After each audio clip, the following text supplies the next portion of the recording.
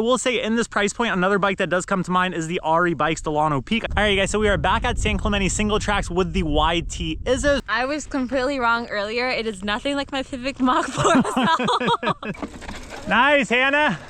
Oh, she crushed that. Am I gonna crush her? Am I gonna crush? Nice. Not a cross country bike. And also on the downhills, it was a lot more nimble and poppy. And yeah, it still felt plenty stable, but this bike is... What's up, guys? We're Hannah and Mo, and if you've been keeping up with the channel, you know we have been testing a bunch of bikes since going independent with Awesome MTB. In our last video, I showed you guys my new Pivot Mach 4 SL that I've been testing. In this video, we stake to short travel bikes and head over to YT in San Clemente to test out the new YT Izzo. Is this bike worth the money? Let's find out. What's up, you guys? Welcome back to the channel. We are actually leaving our favorite place in the entire world. You can't really see it right now because of the exposure. It's really bumpy because there's a dirt road that leads you out of the park. But yeah, I've been home for a while now and we've been really busy with a project that we're gonna share with you guys coming up shortly.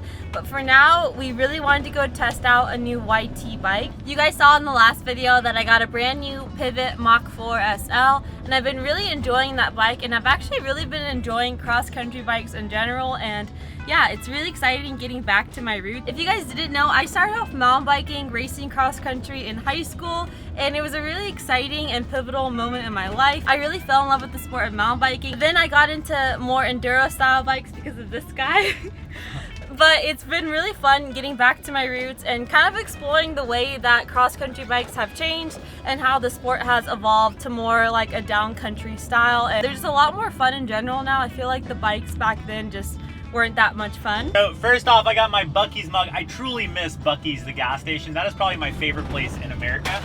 Oh shoot, that's van life right there. That was real life van life. So in the honor of trying out short travel bikes, we're actually headed to YT to try out the Izzo. That's a bike that a lot of you guys have been asking for. It's actually a 130mm travel bike. And I think it's gonna be really fun, maybe similar to my Mach 4, but I didn't really know anything about it. We're gonna go check it out right now. My goal for 2024 is to get more Buc-ee's merch. What a great goal you have there. Big dreamer over here. Headed over to YT. Shouldn't be too long of a drive, and we're gonna check back in with you guys when we get over there. All right, you guys, we are already out and pedaling on the trails. We should probably tell you guys what bikes these are, but first let's get up there to the views. I will say, just looking at all of the flowers blossoming, I can already tell we are gonna have a headache at the end of this ride from the allergies. This is definitely gonna be pollen central. Deeper part of the climb. Woo! Through the bars. Through here. Sick. Woo! Wow, what a beautiful Southern California gloomy day. All right, guys, so we are back at San Clemente single tracks with the YT Izzo. So we're actually testing out two different builds today. I have the Core 3 build, and actually it is last year's Core 3. However, it is a full carbon frame. And the reason I bring that up is Hannah's actually gonna be testing out the Core 2. The craziest thing about the Core 2 is actually the price point. So that thing's on sale right now for $27.99, which is absolutely insane. It does have a hybrid frame. So it's a carbon front triangle and aluminum rear. Now, a little bit about the YT Izzo. It's a 130mm travel bike, so it's going to be interesting testing these things out because we've definitely found in the past YT bikes definitely have probably one of the most active suspension designs. So it's going to be interesting if the YT Izzo is up our alley. I was completely wrong earlier. It is nothing like my Pivot Mach 4 SL. What's going on, you guys? Hopefully you're enjoying the video. Just want to take a quick second and thank today's video sponsor, and this is one that you guys love so much that we're bringing back, and that is Bicycle. Now, once again, you guys, like we've mentioned before, buying a used bike can be such a headache, and selling your used bike can also be a headache. We've been testing a lot of bikes.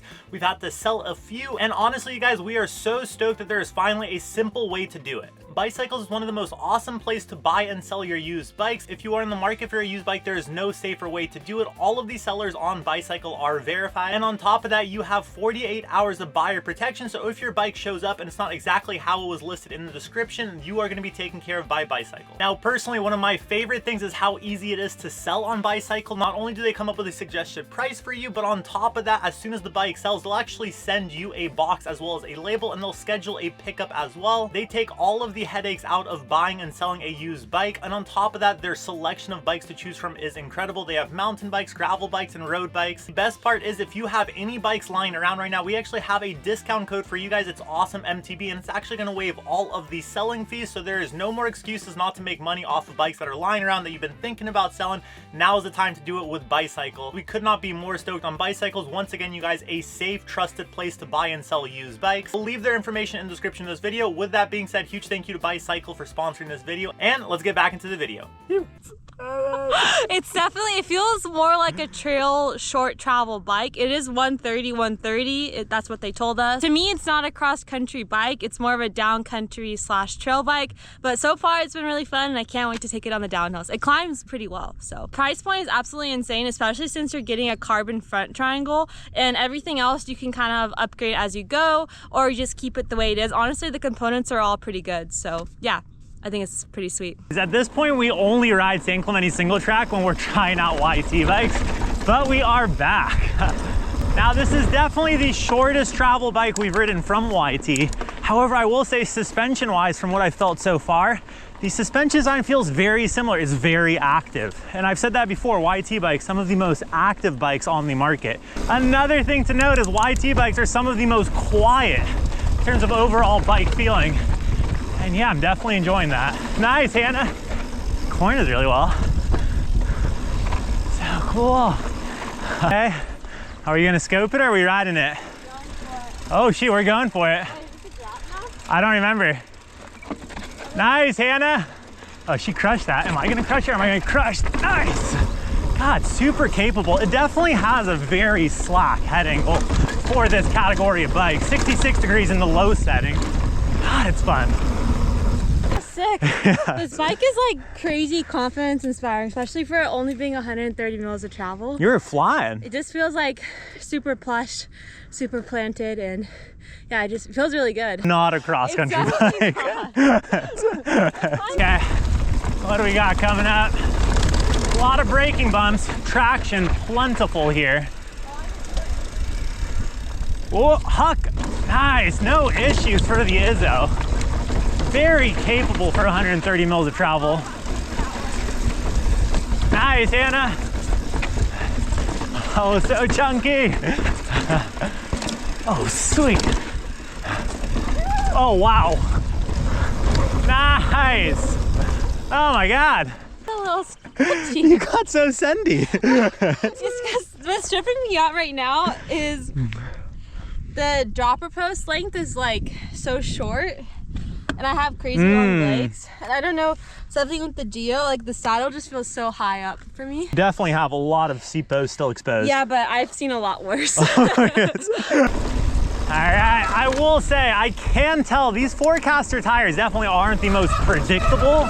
I think I would probably swap those out. Hannah's brakes are making a little bit of noise, but it's okay, don't need brakes today.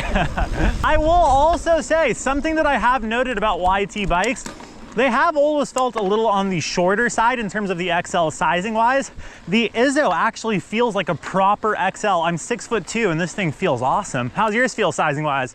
Pretty good. I feel like it fits me a little bit smaller, but it's a pretty long bike. Huh, the seat angle does feel slacker than what I thought it would looking at the Geo numbers on paper.